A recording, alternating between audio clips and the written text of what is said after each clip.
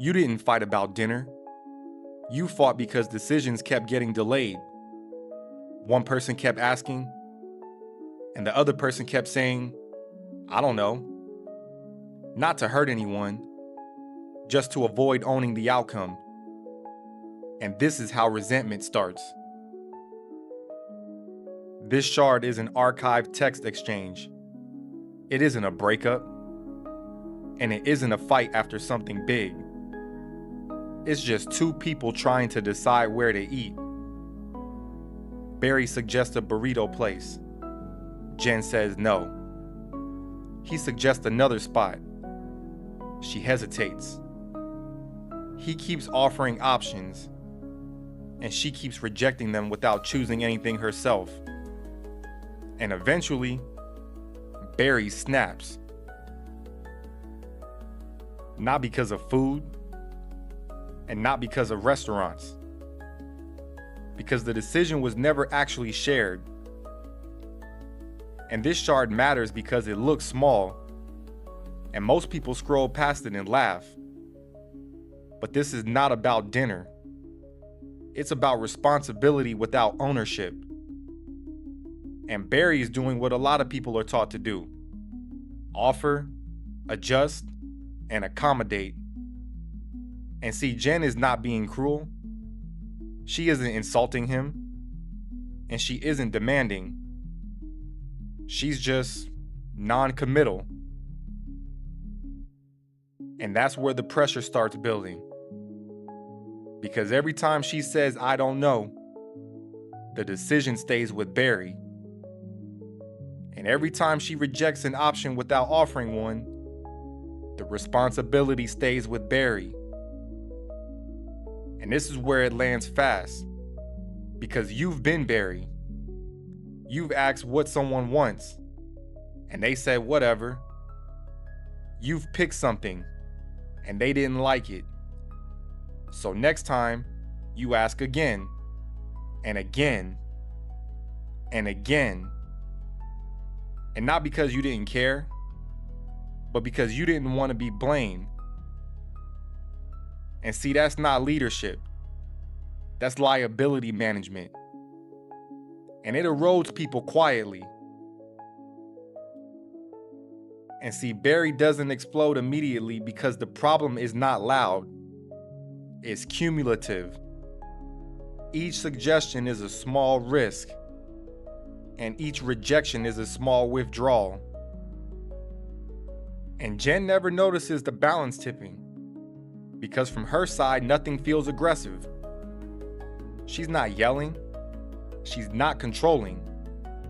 She's just opting out of choices. But see, opting out doesn't remove responsibility.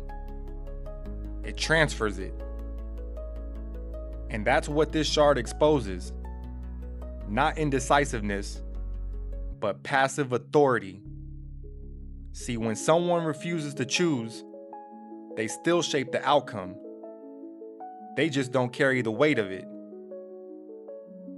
And then Barry finally breaks. Not because she disagreed, but because he realized he was alone in the decision the entire time.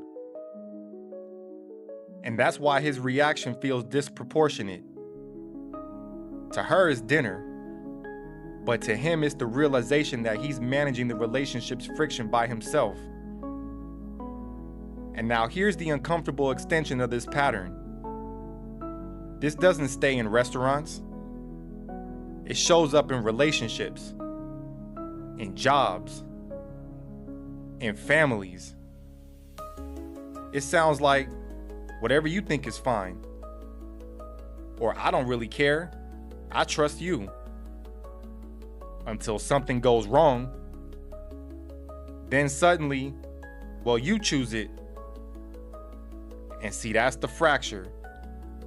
Because neutrality isn't neutral. It just hides leverage.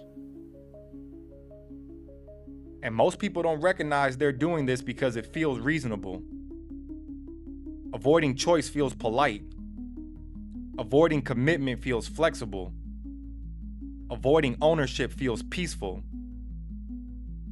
Up until the other person burns out. And Barry's outburst isn't about control. It's about exhaustion. Exhaustion from always having to decide. Exhaustion from always carrying the outcome. Exhaustion from being responsible without authority. And if you've ever snapped out of nowhere, this is probably why. Not because you're angry, but because you've been absorbing friction silently. See, this shard isn't asking you to side with Barry. It's asking you to notice the pattern.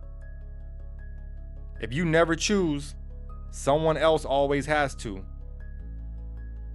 And if you never own outcomes, someone else always pays for them.